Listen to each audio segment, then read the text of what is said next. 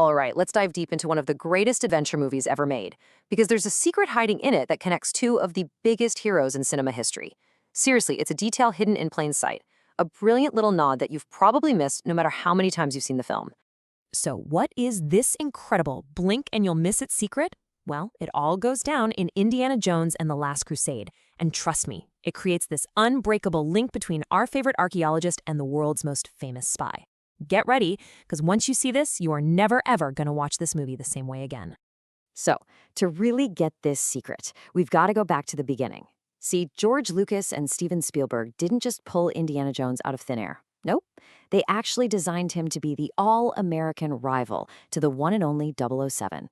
And here's a key piece of the puzzle. Steven Spielberg himself was a huge Bond fan. I mean, one of his biggest career goals was to direct a James Bond film. But when that didn't work out, he and Lucas basically said, well, if we can't join him, we'll create our own. And that's how Indy was born. It's actually fascinating when you put them side by side, right? On one hand, you've got the suave, gadget-loving British spy. And on the other, you have the rugged, whip-cracking American archaeologist. Indy was kind of designed to be Bond's opposite in a lot of ways. But he was born from that exact same spirit of adventure. Okay, so since Spielberg couldn't direct an actual Bond movie, he did the next best thing. For Indiana Jones and the Last Crusade, he decided to basically sneak a secret Bond movie inside his Indiana Jones movie. And how did he do that? By casting a bunch of people who were already 007 legends. And the casting here, it's just a masterstroke. First up, the big one. You've got Sean Connery, the original James Bond himself, playing Indy's dad. Then you get Julian Glover, who is a Bond villain in For Your Eyes Only, and he's playing this film's main bad guy, Walter Donovan. And to top it off, Alison Doody, a Bond girl from A View to a Kill, is playing Dr. Elsa Schneider. You see, the stage is perfectly set. So this all leads up to the film's incredible climax, where all three of these Bond veterans are on screen together in this one super high-stakes scene. And this, my friends, is where Spielberg decides to have a little fun. The setting is just perfect for this grand finale, right? It's an ancient, booby-trapped temple that's hiding the Holy Grail.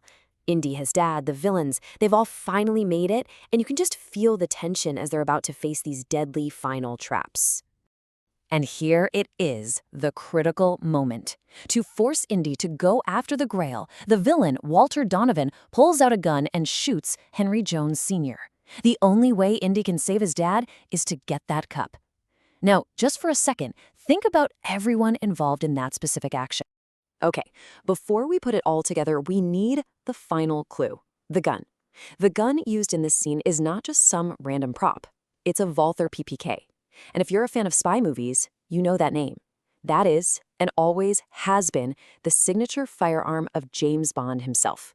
So, we've got all the pieces now. The actors, the setting, the action, and the weapon. Are you ready for it?